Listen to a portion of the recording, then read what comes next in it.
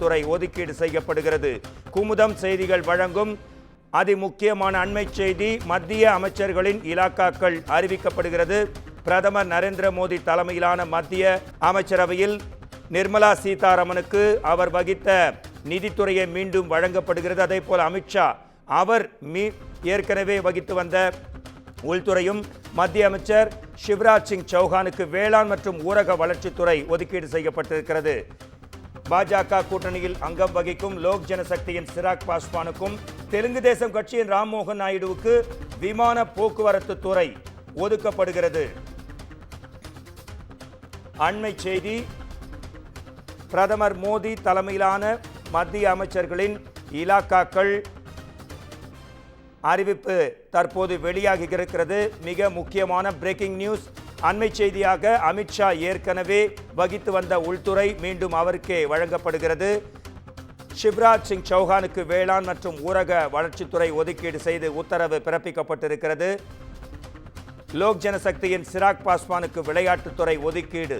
தெலுங்கு தேசம் கட்சியின் ராம்மோகன் நாயுடுவுக்கு விமான போக்குவரத்து துறை ஒதுக்கீடு செய்யப்பட்டிருக்கிறது. தொடர்ந்து அறிவிப்புகள் வெளியான வண்ணம் இருக்கின்றன. மத்திய அமைச்சர்களின் இலாக்காக்கள் அதிகாரப்பூர்வமாக அறிவிக்கப்படுகிறது. நேற்று ஜனாதிபதி மாளிகையில் பிரதம மந்திரி நரேந்திர மோடியும் மற்ற அமைச்சர்களும் ஜனாதிபதி முன்னிலையில் பதவி பிரமாணமும் ரகசிய காப்பு பிரமாணமும் செய்து வைக்கப்பட்டது. இந்நிலையில் நமது தலைமைச் செய்தியாளர் சிவா இப்பொழுது நம்முடன் இணைகிறார். மத்திய அமைச்சர்கள் இலாக்காக்கள் அறிவிப்பு, இது தொடர்பான உங்கள் தகவல்கள் என்ன சிவா, சொல்லுங்க. மோகன்ராஜ், பிரதமர் நரேந்திர மோடி தலைமையிலான மத்திய அமைச்சரவை நேற்று தினம் பதவியேற்றிருக்கக்கூடிய நிலையில இலாக்கா இல்லாத அமைச்சர்களாகவே அவருடைய அமைச்சரவை என்பது கூட்டப்பட்டிருந்தது. இந்த நிலையில் தான் அவர்களுக்கு ஒதுக்கப்பட்டிருக்கக்கூடிய இலாக்காக்கள் தொடர்பான தகவல் என்பது தற்போது கிடைக்கப்பட்டிருக்கிறது. அந்த அடிப்படையில பாஜக கூட்டணி ஆட்சியை மத்திய அமைத்திருந்தாலும் கூட பாஜக தரப்பில் 240 இடங்கள் கைப்பற்றப்பட்டிருக்கக்கூடிய ஒரு சூழல்ல முக்கிய துறைகளாக இருக்கக்கூடிய பாதுகாப்புத்துறை, உள்துறை, நிதித்துறை, ரயில்வே துறை போன்ற துறைகள் அனைத்தும் பாஜக தற்போதும் தக்க வைத்திருக்கிறது. அந்த அடிப்படையில உள்துறை அமைச்சராக அமித்ஷா மீண்டும் அதே துறையை வகிப்பார் என்று தற்போது தகவலானது வெளியிடப்பட்டிருக்கிறது. அதே போல ராஜ்நாத் சிங் பாதுகாப்பு துறையை மீண்டும் கவனிப்பார் என்றும், அதே போல நிதித்துறைக்கு நிர்மலா சீதாராமன் தான் அமைச்சர் என்பதை தற்போது டெல்லியில் இருக்கக்கூடிய தகவல்கள் தெரிவிக்கின்றன. அதோடு மட்டுமல்லாமல் தொடர்ந்து பாஜக மட்டுமல்லாமல் கூட்டணியில் இருக்கக்கூடிய பல்வேறு கட்சியை சார்ந்த மக்களவை உறுப்பினர்களுக்கும் அவர்களுக்கான அமைச்சர்களை தொடர்பான விவரமும் தற்போது வெளிவந்து கொண்டிருக்கிறது. குறிப்பாக வெளியுறவுத்துறை அமைச்சராக தொடர்ந்து ஜெய்சங்கர் இருப்பார் என்றும் தகவல் என்பது வெளியிடப்பட்டிருக்கிறது.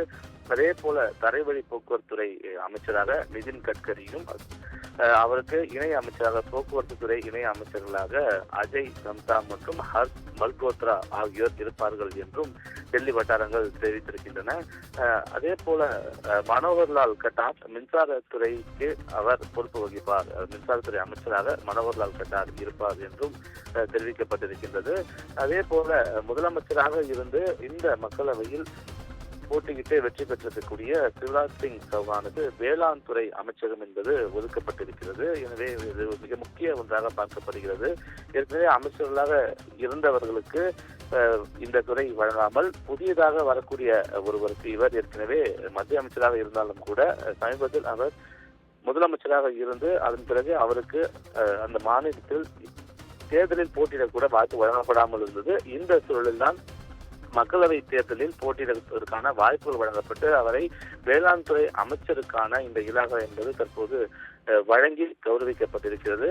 பாஜகவை சார்ந்த மக்களவை உறுப்பினர்களுக்கு மட்டுமல்லாமல் பாஜகவுடைய கூட்டணியில் இருக்கக்கூடியவர்களுக்கும் தொடர்ந்து பல்வேறு துறைகள் என்பது ஒதுக்கப்பட்டிருக்கிறது. அந்த அடிப்படையில தெலுங்கு தேசம் கட்சியை சேர்ந்த ராம்மோகன் நாயுடுவுக்கு விமான போக்குவரத்து துறை வழங்கப்படுவதாக தற்போது தகவல் என்பது வெளியிடப்பட்டிருக்கிறது. அதே போல லோக் ஜனசக்தியினுடைய சிராக் பாஸ்வானுக்கு விளையாட்டுத்துறை ஒதுக்கப்பட்டிருப்பதாகவும் தகவல் வெளியாகி இருக்கிறது.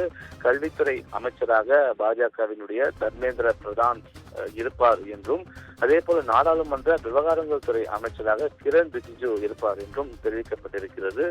ஏற்கனவே தெரிவித்தது போல கூட்டணி கட்சியில் அங்கம் வகிக்கக்கூடிய சிராக் பாஸ்வானுக்கு இளைஞர் நலன், விளையாட்டு மேம்பாடு போன்றவை வழங்கியிருக்கக்கூடிய அதே சூழல்ல பாஜகவினுடைய தேசிய தலைவராக இருந்த ஜே.பி. நட்டாவுக்கு சுகாதாரத்துறை அமைச்சகம் என்பது ஒதுக்கப்பட்டிருக்கிறது. பாஜகவை பொறுத்தவரை பாஜகவில் ஒரே பதவி மட்டும்தான் இருக்கும் என்பதனை அவர்கள் ஆண்டாண்டு காலமாக கொள்கையாகவே வைத்து வருகிறார்கள். அந்த அடிப்படையில கட்சியில் ஒருவர் உயர் பதவியில் இருந்தால் அவர்களுக்கு ஆட்சி அதிகாரத்தில் உயர் பதவி என்பது வழங்கப்பட மாட்டாது.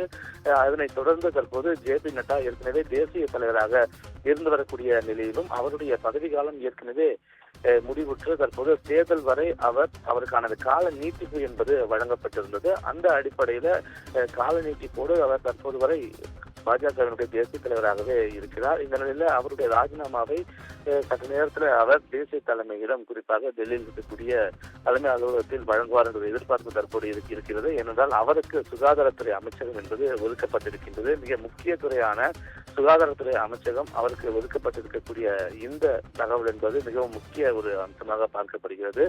அதே போல கேரளாவில் முதல் முறையாக பாஜக கால் ஊன்றுவதற்கு காரணமாக இருந்த நடிகர் சுரேஷ் கோபிக்கு தற்போது சுற்றுலா மற்றும் கலாச்சார பண்பாட்டுத்துறையினுடைய இணை அமைச்சராக அவர் இருப்பார் என்ற ஒரு தகவல் என்பது வெளியிடப்பட்டிருக்கிறது. நடிகராக இருக்கக்கூடிய அவருக்கு அவர் தன்னுடைய மத்திய இணை அமைச்சர் பொறுப்பை அவர் துறப்பார், அதிலிருந்து அவர் விலகுவார் என்பன போன்ற பல்வேறு தகவல் எல்லாம் இன்று காலை முதலே வெளிவந்து கொண்டிருக்கக்கூடிய ஒரு சூழல்ல அவர் அதற்கான விளக்கத்தினை ஏற்கனவே வழங்கியிருந்தார். அந்த அடிப்படையில தான் இணையமைச்சர் பொறுப்பிலிருந்து விலகப் போவதில்லை, இது ஒரு தவறான தகவல் என்று அவர் தெரிவித்திருக்கக்கூடிய இந்த சூழல் தான் கலாச்சாரம், பண்பாட்டு, சுற்றுலாத்துறையினுடைய இணை அமைச்சராக அவர் இருப்பார் என்ற ஒரு அதிகாரபூர்வ அறிவிப்பு என்பது தற்போது வழங்கப்பட்டிருக்கிறது. அந்த அடிப்படையில பாஜகவில் இருக்கக்கூடிய பல்வேறு முக்கிய தலைவர்களுக்கும், அதே போல கூட்டணி கட்சியில் இருக்கக்கூடிய பல்வேறு தலைவர்களுக்கும், மக்கள் உறுப்பினர்களுக்கும் இந்த பொறுப்பு என்பது வழங்கப்பட்டிருக்கிறது. ஹர்தீப் சிங் பூரிக்கு தொடர்ந்து பெட்ரோலியத்துறையுடைய அமைச்சராக அவர் இருப்பார் என்பதனை தற்போது வெளிவந்திருக்கக்கூடிய இந்த அதிகாரப்பூர்வ அறிவிப்பின் மூலமாக நம்மால் பார்க்க முடிகிறது. சுரேஷ் கோபி போன்றவர்களுக்கெல்லாம் புதிதாக அமைச்சரவையில் இடம் வழங்கப்பட்டிருக்கிறது. தர்மேந்திர பிரதானுக்கு உயர்கல்வித்துறை அமைச்சகமானது வழங்கப்பட்டிருக்கிறது. ராஜ்நாத் சிங்குக்கு அவர் ஏற்கனவே வகித்து வந்த பாதுகாப்புத்துறை தொடர்ந்து அவர் வசமே இருக்கும் என்ற ஒரு தகவல் என்பது தற்போது வெளியாகி இருக்கிறது. இது போன்று பாஜகவின் முக்கிய துறைகளை பாஜகவை தங்களுடைய கைவசம் வைத்திருக்கக்கூடிய அதே சூழல்ல தங்களுடைய ஆட்சி அமைவதற்கு காரணமாக இருந்த கூட்டணி கட்சியினுடைய தலைவர்களுடைய கோரிக்கைக்கு செவிசாய்க்கக்கூடிய வகையில் தான் அவர்களுடைய உடன் இருக்கக்கூடிய மக்களவை உறுப்பினர்களுக்கும் தொடர்ந்து இந்த அமைச்சரவையில் இடம் வழங்கப்படும் என்று அவர் தெரிவித்து வந்த சூழல்ல அவர்களுக்கு விமான போக்குவரத்து துறை போன்ற முக்கிய துறைகள் எல்லாம் வழங்கப்பட்டு தற்போது கௌரவிக்கப்பட்டிருக்கிறது. ஏற்கனவே நிதி அமைச்சராக இருந்த நிர்மலா சீதாராமன் தொடர்ந்து அதே அமைச்சகத்தில் தொடருவார் என்ற ஒரு அதிகாரப்பூர்வ அறிவிப்பும் நமக்கு கிடைத்திருக்கிறது. அதே போல கஜேந்திர சிங் ஷெகாவத் கலாச்சாரம் மற்றும் சுற்றுலா பண்பாட்டுத்துறையினுடைய அமைச்சராக இருப்பார். ஏற்கனவே இணை அமைச்சராக சுரேஷ் கோபி நியமனம் செய்யப்பட்டிருக்கக்கூடிய நிலையில அதனுடைய இந்த துறையினுடைய கலாச்சாரம் மற்றும் சுற்றுலாத்துறை, பண்பாட்டுத்துறை போன்றவற்றினுடைய அமைச்சராக கஜேந்திர சிங் ஷெகாவத் இருப்பார் என்ற ஒரு அதிகாரப்பூர்வ அறிவிப்பை தற்போது மத்திய அரசு வெளியிட்டிருக்கிறது. தொடர்ந்து நேற்று தினம் பிரதமரோடு சேர்த்து 72 பேர் அமைச்சர்களாக பதவியேற்றிருக்கக்கூடிய நிலையில அவர்களுக்கும் துறைகள் என்பது ஒதுக்கப்பட இருக்கிறது. குறிப்பாக பாஜகவில் இருக்கக்கூடிய 31 நபர்கள், கூட்டணியில் இருக்கக்கூடிய நபர்களுடன் சேர்த்து 31 பேர் அமைச்சர்களாக இருப்பார்கள் என்பதையும், இணை அமைச்சர்களுக்கான ஒரு தனி பொறுப்பு என்ற ஒரு புதிய ஒரு பொறுப்பு இலாக்காக்கள் என்பது ஒரு 5 பேருக்கு ஒதுக்கப்படும். அதில் 3 பாஜகவினர், 2 கூட்டணி கட்சியை சார்ந்த நிர்வாகிகள் என்று ஏற்கனவே தெரிவிக்கப்பட்டிருக்கிறது. அந்த அடிப்படையில் 31 அமைச்சர்கள், 5 கூடுதலாக புதிதாக உருவாக்கப்பட்டிருக்கக்கூடிய இணை அமைச்சர்கள், அதோடு மட்டுமில்லாமல் ஏற்கனவே வழக்கத்தில் இருக்கக்கூடிய 36 துறைகளுக்கான இணை அமைச்சர்கள் போன்றவர்களுடைய பொறுப்பெல்லாம் தற்போது அறிவிக்கப்பட்டு வருகிறது. அந்த அடிப்படையில் தமிழ்நாட்டில் இருந்து ஏற்கனவே நிர்மலா சீதாராமன் அவர்களுக்கு ஏற்கனவே அவர் கவனிக்க வந்த நிதித்துறை என்பது தற்போதும் அவர் வசமே இருக்கும் என்பதை தெரிவித்திருக்கிறார்கள். சுற்றுச்சூழல் துறை அமைச்சராக பூபேந்தர் தற்போது அறிவிக்கப்பட்டிருக்கிறார். தொடர்ந்து பல்வேறு முக்கியமான துறைகளை பாஜக தன் வசமே வைத்திருக்கக்கூடிய இந்த நிலையில கூட்டணி கட்சி தலைவர்களுடைய கருத்துக்கும் செவிசாய்க்கக்கூடிய வகையில் தான் இந்த இலாக்காக்களுடைய அறிவிப்பு என்பது இருந்து வருகிறது. அந்த அடிப்படையில் தான் ஜித்தன் ராம் மஞ்சி சிறு குறு நடுத்தர தொழில்துறை அமைச்சராக இருப்பார் என்றும் லோக் ஜனசக்தியினுடைய மக்களவை உறுப்பினராக இருக்கக்கூடிய சிராக் பாஸ்வானுக்கு விளையாட்டுத்துறையும் ஒதுக்கப்பட்டிருக்கிறது. அதே போல நாம் ஏற்கனவே தெரிவித்தது போல தெலுங்கு தேச கட்சியினுடைய ராம்மோகன் நாயுடுவுக்கு விமான போக்குவரத்துறை மிக முக்கியமான துறைகளாகவே இவை பார்க்கப்படுகிறது. அந்த அடிப்படையில கூட்டணி கட்சியை சார்ந்தவர்களுக்கும் முக்கிய துறைகளை ஒதுக்கி தற்போது மத்திய அரசு அதற்கான ஒரு அறிவிப்பை இலாக்காக்கள் ஒதுக்கீடு செய்வது தொடர்பான இந்த அறிவிப்பை வெளியிட்டிருப்பது தற்போதைய ஒரு அண்மை செய்தியாகவும் மிக முக்கிய செய்தியாகவும் நாம் பார்த்து வருகிறோம். அதாவது பிரதமர் நரேந்திர மோடியும் மற்றும் அமைச்சர்கள் நேற்று டெல்லியில் இருக்கும் ஜனாதிபதி மாளிகையில் பதவியேற்ற நிலையில் இன்று மத்திய அமைச்சர்களுக்கான இலாக்காக்களின் அறிவிப்பு மிகுந்த முக்கியத்துவம் வாய்ந்தது. உங்கள் தகவலும் மிகுந்த முக்கியத்துவம் வாய்ந்ததாக கருதப்படுகிறது.